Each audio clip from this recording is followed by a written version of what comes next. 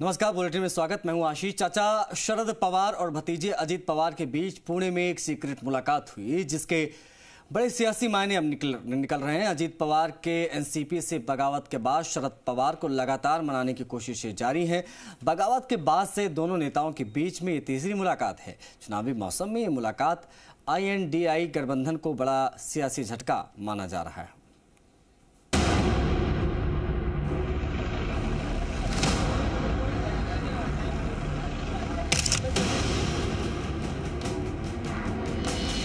महाराष्ट्र में कोई बड़ा खेल होने वाला है।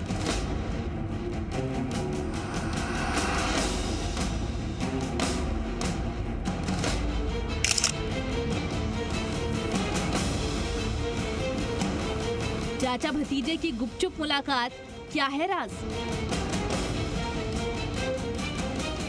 पावर पॉलिटिक्स में गुल खिलाएगी पवार पॉलिटिक्स। फैमिली फ्रेंड के घर चाचा भतीजे का सीक्रेट प्लान। अजित शरद की गुप्त मुलाकात बन गई बात। INDI से आजाद होंगे शरद पवार। ये तस्वीरें पुरानी नहीं बल्कि कुछ ही घंटों पहले की हैं। इन तस्वीरों के बाद महाराष्ट्र की सियासत में एक बार फिर बड़ा खेला होने के कयास लगाए जाने लगे हैं। एनसीपी में हुई दो फाड़ के बाद शरद पवार और अजित पवार के बीच एक बड़ी और सीक्रेट मुलाकात हुई, लेकिन मुलाकात की बात सीक्रेट नहीं रही। मुंबई के इस बंगले से निकलती गाड़ियां मुलाकात की गवाही दे रही हैं। चाचा भतीजे के बीच इस गुप्त बैठक में क्या चर्चा हुई ये साफ नहीं हो पाया है और न ही इस पर कोई आधिकारिक बयान आया है, लेकिन एक वीडियो सामने आया है जिसमें दोनों नेताओं की गाड़ियां बंगले से बाहर आती नजर आ रही हैं। हालांकि इस तस्वीर के कई सियासी और बड़े मायने निकाले जा रहे हैं और अगले साल होने वाले लोकसभा चुनाव और महाराष्ट्र की सियासत में बहुत कुछ बदलने की तस्दीक कर रहे हैं और कई बड़े सवाल खड़े कर रहे हैं। वो कौन कौन से कयास और सवाल हैं, आइए सबसे पहले उन पर नजर डालते हैं।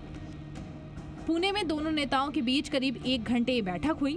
पार्टी में बगावत के बाद शरद पवार और अजित पवार के बीच ये तीसरी मुलाकात थी। बताया जा रहा है कि बगावत के बाद अजित पवार लगातार शरद पवार को मनाने की कोशिश कर रहे हैं। तो ऐसे में सवाल उठता है कि क्या शरद पवार मान जाएंगे?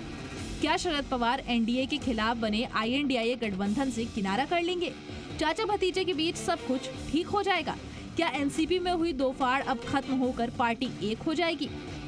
ऐसे तमाम सवाल हैं जो चाचा भतीजे की लगातार हो रही बैठकों के बाद सियासत के मैदान में गोते लगा रहे हैं, जिसका जवाब तो विपक्ष के किसी नेता के पास नहीं है, लेकिन जिसके पास इसका जवाब है वो अभी कुछ कहने से बच रहे हैं। इन सब के बीच सबसे बड़ी बात यह है कि इससे पहले भी चाचा भतीजे के बीच ऐसी मुलाकात हो चुकी है, जिसमें सबसे पहली तस्वीर ये है जब बगावत के बाद सबसे पहले 14 जुलाई की रात करीब 10 बजे अजित पवार शरद पवार से मिलने उनके घर पहुंचे थे, जिसके बाद अजित पवार ने कहा था कि चाचा से मुलाकात कर उनका आशीर्वाद लिया।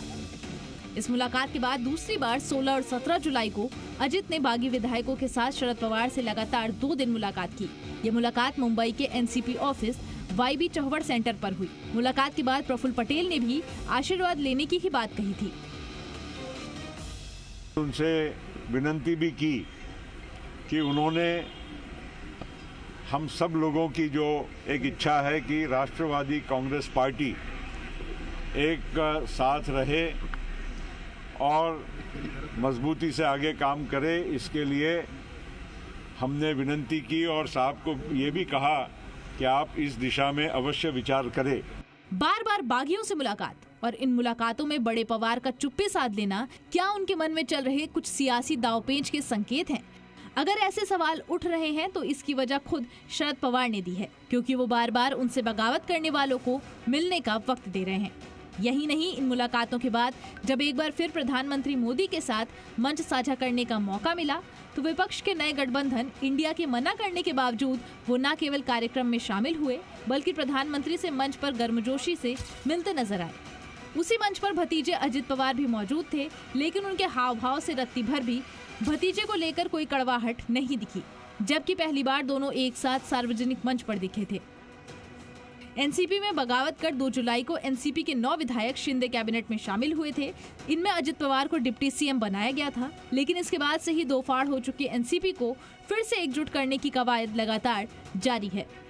वहीं दूसरी ओर कुछ दिन पहले ही शरद पवार के भरोसेमंद और उनके गुट के नेता जयंत पाटिल ने एनसीपी विधायकों को ताजमहल होटल में डिनर के लिए आमंत्रित किया था, जिसका मकसद सहयोगी विधायकों की भावनाओं को समझने की कोशिश का था, जहां 1 दर्जन से अधिक विधायक पहुंचे थे।